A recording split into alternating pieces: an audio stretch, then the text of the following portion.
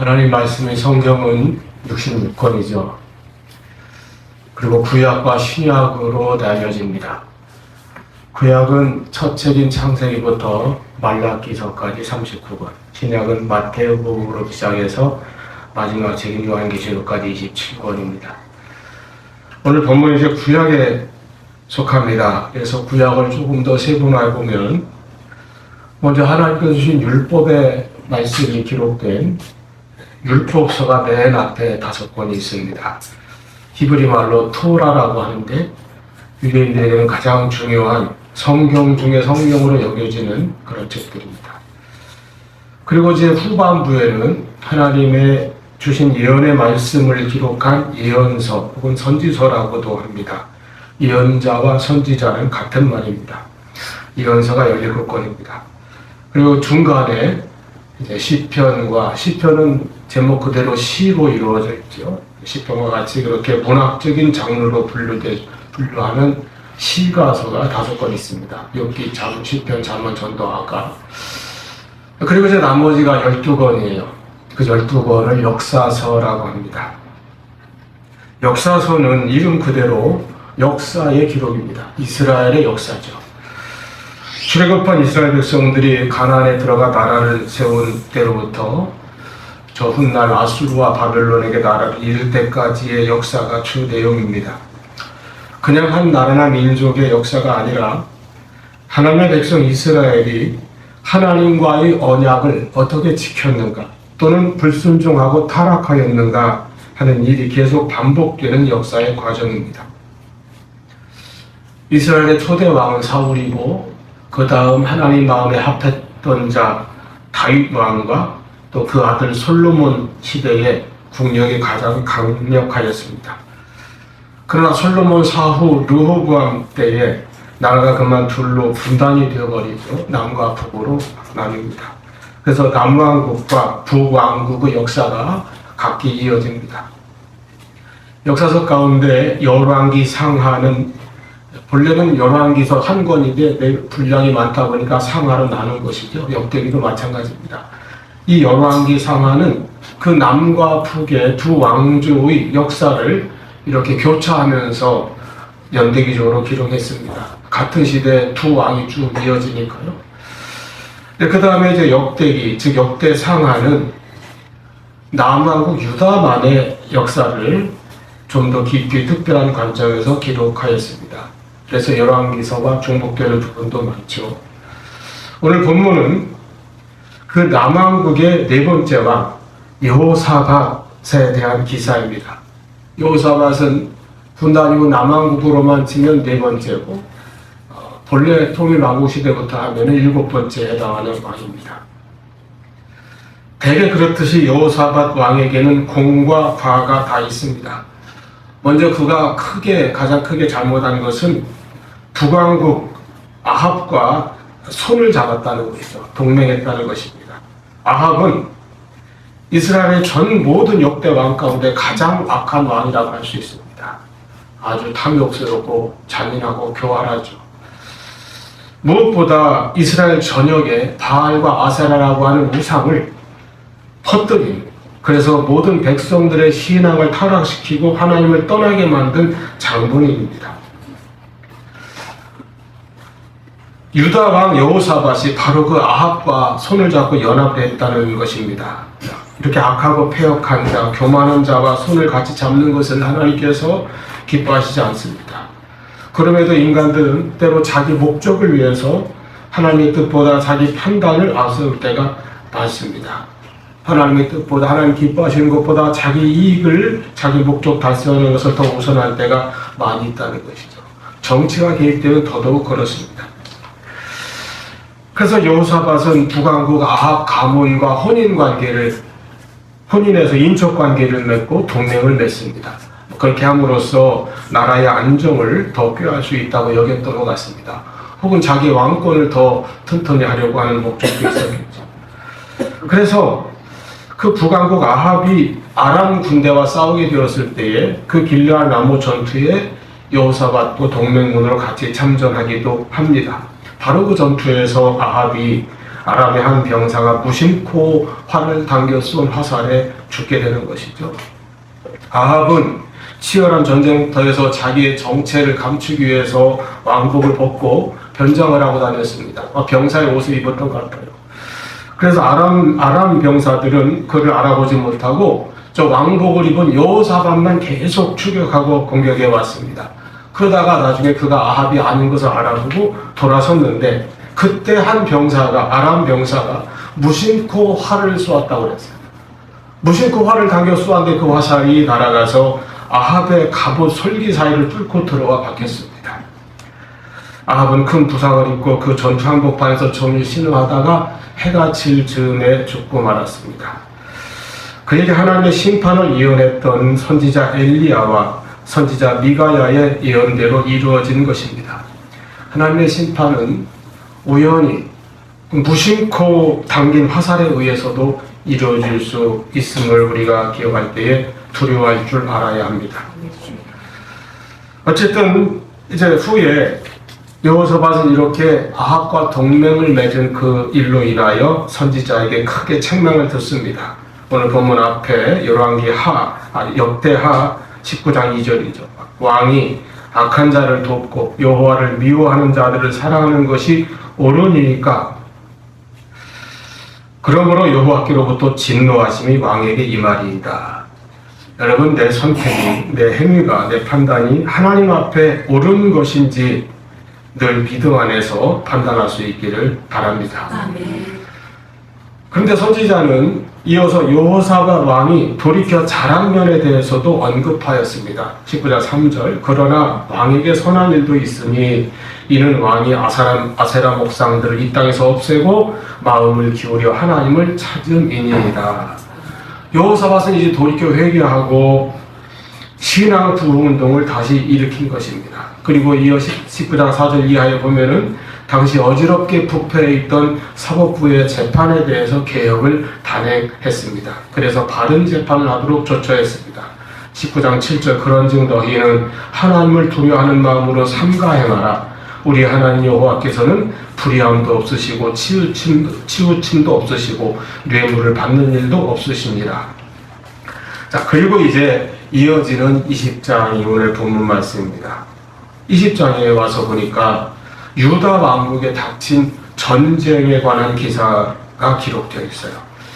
여호사밧이 그와 같은 조치들을 행한 후입니다. 1절, 그 후에 모압 자손과 암몬 자손들이 마온 사람들과 함께 와서 여호사밧을 치고자 한지라. 유다 왕국 동쪽 편에서 저 갈릴리 건너 사해 건너편에 있던 그 족속들이, 모압과 암몬 족속들이 세력을 넓혀 오다가 근데 여러 부족들을 모아서 연합군을 결성하고 유다를 침공해 온 것입니다. 사실 전쟁은 인류 역사에서 어느 곳이 됐든지 끊이지 않고 발생하는 일입니다. 마찬가지로 성경에서도, 이스라엘 역사 가운데서도 전쟁이 참 보면 끊이지 않고 일어났죠. 모압과 암몬은 둘 다 이스라엘의 전성기인 다윗 시대에는 유다 왕국에 굴복하고 있었는데, 나중에 솔로몬 사후에 다시 세력을 확장하였고, 그 후로 끊임없이 영토를 넓히기 위해서 유다를 침공하고자 마땅한 기회를 엿보고 있었습니다. 그리고 드디어 서로 둘이 연합하고 거기다 다른 부족들까지 동맹군으로 끌어들여서 대군을 이루어 유다를 침공해 왔습니다. 위기죠. 큰 위기가 닥쳐왔습니다. 나라도, 여호사밧 왕도, 그리고 온 백성들도 다 위기에 처하게 되었습니다. 그때 여호사밧이 한 일이 있습니다. 그것은 하나님을 바라보는 것입니다. 얼굴을 돌려 하나님을 향했다는 것입니다. 대적이 침략해 왔을 때에 왕으로서 그는 당연히 군대를 소집해야 했습니다. 빨리 부대를 정비하고 성벽을 보수하고 무기를 더 만들고 전력을 증강시키고, 또 필요하면 북왕국의 도움도 요청하고, 바로 직전에 자기가 북왕국의 전쟁에 동맹군으로 참전해 주었으니 이번에는 우리를 도와달라 요청할 수도 있었을 것입니다. 상대는 여러 족속이, 여러 민족이 연합한 강력한 대군입니다. 그러니 그에 맞는 여러 가지 방안을 강구해야 했습니다. 잠재력은 어떤 사람이 와서 여호사밧 왕에게 보고합니다. 이 큰 대족들의 군대가 엔게디까지 하루 지척이에요. 바로 가까이까지 당도했다는 소식을 전합니다. 그러자 3절에 여호사밧이 두려워하여 하였습니다. 적군이 쳐들어왔다는 소식을 듣고 두려워했다는 것입니다. 세번역에서는 이에 놀란 여호사밧은 이렇게 표현했죠. 그렇지 않겠습니까? 그 압도적인 적군의 침공에 거기다 그들이 지척에까지 도달했다고 하는데 누구라도 사람은 당황하고 놀라고 겁을 먹고 두려워하지 않겠습니까? 그리고 어떻게든 대비책을 강구해야 했습니다. 여호사밧 왕도 대비책을 찾았습니다. 그 대비책이 바로 하나님을 향했다는 것입니다. 그는 세상을 향하지 않았습니다. 군대를 앞세우지 않았습니다. 동맹군을 찾아다니지 않았습니다. 그는 하나님을 향했습니다. 이것이 신앙입니다. 큰일을 당했을 때, 어렵고 힘든 문제를 당했을 때 두려워하기만 하는 사람이 있고 낙심하는 사람도 있습니다. 그러나 그 큰일, 그 문제를 해결하기 위해서 하나님을 찾는 사람이 믿음의 사람입니다. 오늘 본문 3절 말씀, 여호사밧이 두려워하여 여호와께로 낯을 향하여 간구하고 여호와 하나님을 향하여 얼굴을 돌리고 기도했다는 것입니다. 자기 얼굴을 돌려, 눈을 돌려 하나님을 향하고 바라보았다는 것입니다. 그리고 그 하나님께 간절히 기도했습니다. 여러분, 문제가 생길 때 우리 얼굴을 어디로 향합니까? 우리가 누구를 바라보고 무엇을 향합니까? 어려운 문제가 닥쳐오면 누구나 그 문제를 바라보게 됩니다. 또 사람을 바라볼 수도 있습니다. 누군가 도와줄 사람, 힘이 되어줄 사람을 찾을 수 있습니다. 환경을 바라봅니다. 여러 가지 형편을 따져봅니다. 그러나 믿음의 사람은 하나님을 바라봅니다. 여호와께로 얼굴을 향하고 여호와께로 시선을 돌린다는 것입니다. 물론 믿음이 있다고 해서 문제를 바라보지 말라는 것이 아닙니다. 문제를 외면하거나 회피하거나 도피하라는 것도 아닙니다. 올바로 문제를 바라보아야 합니다. 환경도 형편도 따져보아야 합니다. 사람도 볼 수 있어야 됩니다. 그러나 믿음 없는 사람들은 문제만 바라보는 것입니다. 사람만 쳐다보고 도움을 구하는 것입니다. 형편만 따져본다는 것입니다. 우리는 문제와 사람과 형편과 모든 상황을 고려해야겠지만은 믿음의 눈으로 성도는 하나님을 바라보아야 합니다. 하나님을 바라보는 그것이 믿음입니다. 이와 같이 믿음이란 하나님을 신뢰하는 것입니다. 우리는 앞날을 모릅니다. 미래를 우리는 몰라요. 모르기 때문에 사실 우리가 불안합니다. 믿음이란 나의 과거와 현재, 미래까지 모든 것을 알고 계시는 그 하나님을 믿고 바라보며 하나님을 의지하고 그 하나님의 손을 붙잡는 것입니다. 하나님은 다 아시고 우리를 인도해 주시는 여호와이십니다. 여호사밧이 그 얼굴을 하나님께로 향하고 무엇을 했습니까? 당연히 기도를 했습니다. 우리가 하나님을 향하는 것, 하나님께로 나아가는 것, 그것이 곧 믿음이고 그것이 사실은 곧 기도입니다. 우리가 하나님께 향하는 그 마음 자체가 기도입니다. 하나님을 생각만 해도 기도가 될 수 있습니다. 나아가서 보다 구체적으로 나의 문제를, 내가 당한 어려움을, 내 마음의 두려움을 하나님께 가지고 나아가고 그것을 하나님께 아뢰고 하나님께 맡기는 것이 바로 기도입니다. 열왕기하 19장에 보면 히스기야 왕 시대입니다. 당시 강대국인 아수르의 독재자 사네립이 유다를 침공하기 위해 군대를 이끌고 포위에 들어오면서 히스기야 왕에게 사자를 보내왔습니다. 협박하는 편지를 들려보냈어요. 그런 이스라엘을 조롱하고 이스라엘의 하나님을 모독하며 항복하지 않으면 다 몰살해 버릴 것이라고 협박했습니다. 히스기야가 그 사자의 손에서 편지를 받아보고 어떻게 했습니까? 14절에 여호와의 성전에 올라가서 히스기야가 그 편지를 여호와 앞에 펴놓고 그 앞에서 히스기야가 기도하여 이르되, 기도했습니다. 여러분, 그는 하나님께 그걸 가지고 나갔습니다. 자기 문제를 펼쳐놓았습니다. 그 편지를 하나님께 보여드렸다는 거예요. 그리고 하나님께 아뢰었습니다. 이게 기도입니다. 자기가 원수에게서 받은 협박이 담긴 그 편지를 하나님께 보여드리는 것입니다. 그러면서 여호와여 들으소서, 여호와여 보시옵소서, 이러이러한 힘든 문제가, 어려운 문제가, 고통스러운 문제가, 내가 감당치 못할 큰 문제가 닥쳐왔나이다. 이렇게 하나님 앞에 들으소서, 보소서, 아뢰는 것입니다. 내 문제를, 그리고 내 안에 있는 두려움과 근심을 하나님께 말씀드리는 것입니다.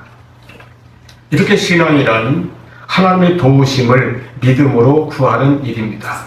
나의 부족하고 약한 것을, 내가 힘이 없는 것을 하나님 앞에 고백하며 하나님께 나아가는 일입니다. 그래서 나는 오직 주님만을 의지합니다 하고 나아가는 것입니다. 그때에 나는 연약하나 주님의 능력이 나의 능력이 됩니다. 그래서 기도가 성도의 능력입니다. 성도의 강력한 힘이 되는 것입니다.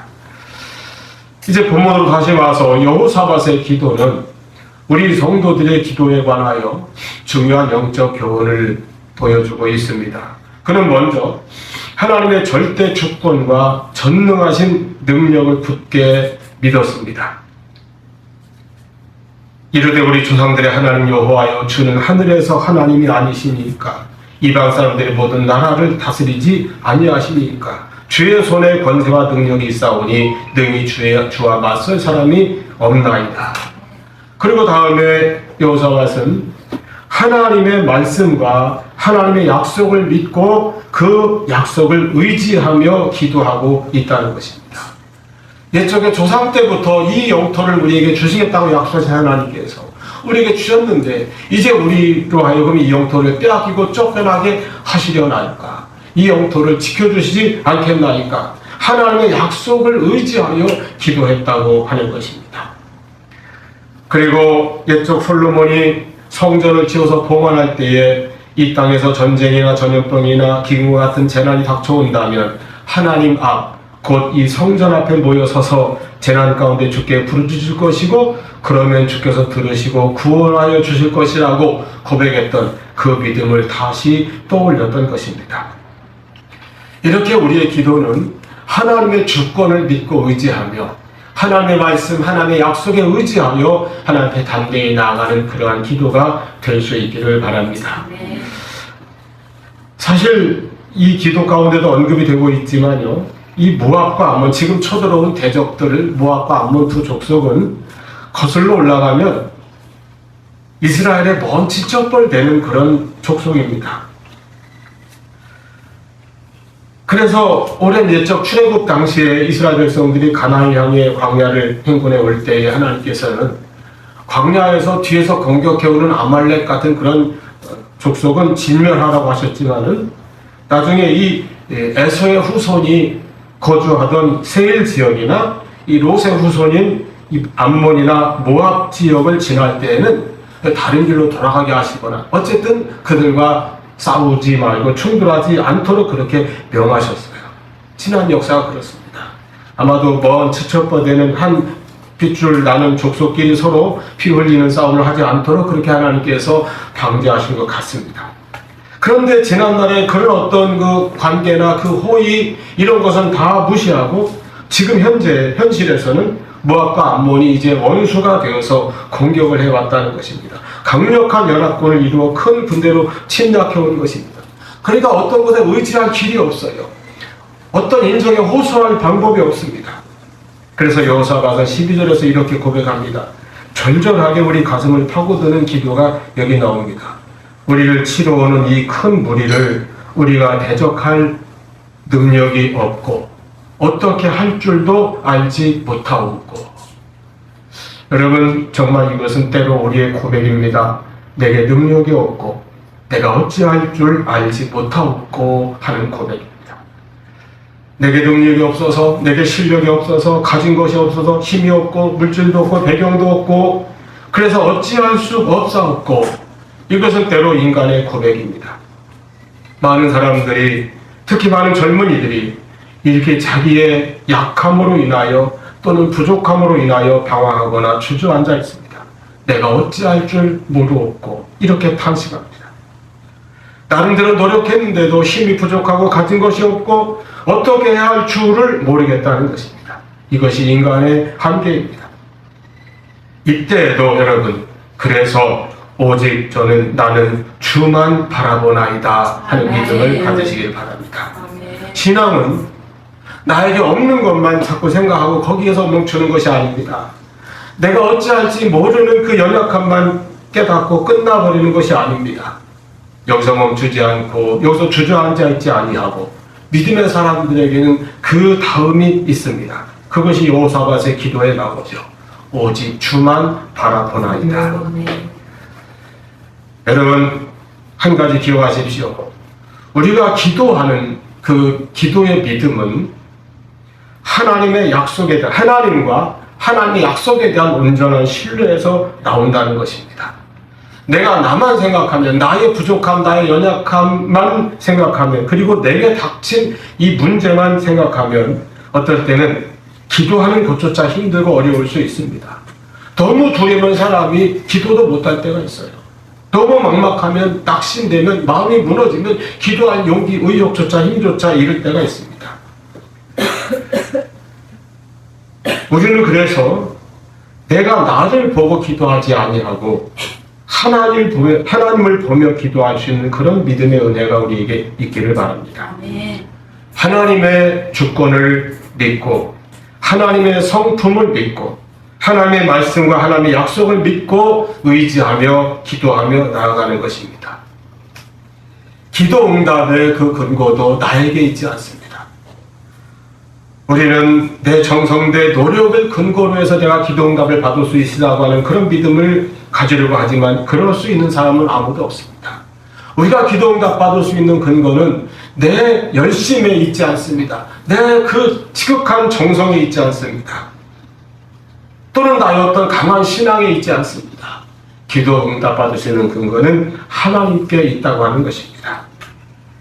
그래서 나의 연약한 가운데서 드리는 기도, 어찌할 줄 알지 못하는 가운데 드리는 이 기도가 응답 받으리라 우리가 믿고 기대할 수 있는 까닭은 그 근거가 바로 하나님께 있습니다. 하나님의 주권에 있습니다. 하나님의 성품에 있습니다. 하나님의 말씀에 있습니다. 하나님의 약속에 있다고 하는 사실입니다. 그리고 지난날 하나님께서 행하신 일 가운데 있습니다. 그러므로 기도의 능력은 그 하나님을 믿고 의지할 때에 나타나는 것입니다. 우리의 구원도 마찬가지고요. 우리의 기도 응답의 근거도 그렇습니다. 나에게 있지 않고 하나님께 있다는 사실입니다. 그래서 나의 부족함에도 불구하고 나의 연약함에도 불구하고 하나님께 우리가 나아가는 것입니다. 개인적으로 제가 찬송가, 모든 찬송가 가사들 가운데 가장 좋아하는 한 줄은 하늘 가는 밝은 길 찬송의 3절에 있는 한 줄입니다. 나는 부족하여도 영접하실 터이니 나는 부족하여도 영접하실 터이니 할렐루야. 이와 같은 믿음을 가지고 주께 있는 그 근거에 의지하여서 우리가 하나님 앞에 나아가고 하나님을 바라보며 하나님께 얼굴을 향하고 하나님께 기도하는 것입니다. 내가 주만 바라보나이다. 우리도 그렇게 기도해야 할 것입니다. 주님만 의지합니다. 주님만 기대합니다. 주님만 사랑합니다. 주님만 신뢰합니다. 오 주여 주님만 믿나이다. 이 시간 우리 흩어지고 산만해진 시선을 한 곳으로 모으고 주님을 바라보시기를 바랍니다. 믿음이 무엇입니까? 주님을 바라보는 것입니다. 주님만 의지하는 것입니다. 믿음의 주요 또 온전케 하시는 이인 예수를 바라봅시다. 이렇게 주를 바라보며 주를 의지한다는 것은 무엇입니까? 바로 내 문제를 또 나의 그 어려움을 주님께 가지고 나와서 맡기는 것입니다. 기도가 맡기는 거예요. 시편 55편 22절 내 짐을 여호와께 맡기라 그가 너를 붙드시고 의인의 요동함을 영원히 허락하지 아니하시리라 말씀하셨습니다. 우리 마음의 무거운 짐도 이 짐은 두려움과 염려와 불안입니다. 그것을 주를 바라보며 주님께 맡기는 것입니다. 베드로전서 5장 7절 너희 염려를 다 주께 맡기라 이는 그가 너희를 돌보십니다. 하나님은 어떤 분이십니까? 우리를 돌보아 주시는 하나님이십니다. 그리고 우리의 짐을 맡아주시는 하나님이십니다. 시편 68편 19절 날마다 우리 짐을 지시는 주 곧 우리의 구원이신 하나님을 찬송할지로다. 하나님을 향하고 하나님을 찾는 것, 하나님께 나아가는 것이 곧 믿음이고 기도이며 그리고 또한 예배입니다. 예배는 세상 일을 멈추고 때로는 세상 일보다 먼저 하나님을 구하는 우리의 태도입니다. 우리의 믿음입니다. 예배 자체가 하나님을 먼저 구하는 우리의 신앙 고백이요, 예배가 곧 하나님을 향하는 기도입니다. 그래서 기도하고 주의를 지키고 예배하는 인생, 이것은 곧 하나님 중심으로 살아가는 성도의 삶의 모습입니다. 하나님께서 그러한 백성들의 기도에 응답하시고 그들의 문제에 역사하시는 것입니다. 이러한 여호사밧의 믿음과 기도에 하나님의 응답이 임했습니다. 우리가 기도하면 이제 하나님께서 일하시는 것입니다. 하나님께서는 먼저 선지자를 통해서 이렇게 응답하셨습니다. 15절 여호와께서 이같이 말씀하시기를 너희는 이 큰 무리로 말미암아 두려워하거나 놀라지 말라. 이 전쟁은 너희에게 속한 것이 아니요 하나님께 속한 것이니라. 아멘. 이 전쟁은 본래는 여호사밧의 문제였습니다. 유다 왕국과 그 백성들의 문제였습니다. 그러나 기도한 후에 이 전쟁은 이제 하나님의 문제가 되었다는 것입니다. 전쟁은 하나님께 속한 것입니다. 하나님께서 역사하실 때에 이제 이후에 이어진 결말은 이렇습니다. 쳐들어온 연합 군대 안에서 자기들끼리 분열과 분쟁이 일어났어요. 그래서 그 먼저 주동자인 모압과 암몬 족속이 다른 동맹했던 다른 족속 사람들 다 쳐버렸습니다. 그리고 나서는 또 모압과 암몬이 이번에 자기들끼리도 분열이 돼서 서로 쳐 죽였습니다. 아마도 제 짐작컨대는 승리하고 나서 취할 어떤 전리품을 나누는 것 가지고 싸우지 않았을까 생각해요. 인간은 탐욕이 한이 없는 동물이니까요. 결국 연합하여 대군으로 침략해온 대적들은 스스로 자기들끼리 모조리 죽이고 패하여 도망쳐버렸습니다. 유다 백성들은 그저 그 전장터에 어지럽게 널려져 있는 전리품을 3일 걸려서 모아오는 것으로 그 전쟁이 끝나게 되었습니다. 방법이 어떻든 문제와 양상이 다르니까요. 성도가 기도할 때에 하나님께서 도와주시고 하나님께서 역사하시고 하나님께서 개입하셔서 문제가 해결되게 하시고 믿는 백성으로 하여금 승리의 전리품을 거두게 하시는 역사가 일어날 줄로 믿습니다. 그러므로 시편 42편 5절의 고백과 같이 우리에게 어렵고 힘들 때 그런 일로 말미암아 두려움과 불안이 닥쳐올 때에 우리가 믿고 의지할 말씀이 있습니다. 내 영혼아 내가 어찌하여 낙심하며 어찌하여 내 속에서 불안해하는가. 너는 하나님을 바라라. 하나님께 소망을 두라. 그 얼굴에 도우심을 인하여 하나님이 나타나 도우심으로 말미암아 내가 오히려 찬송하리로다.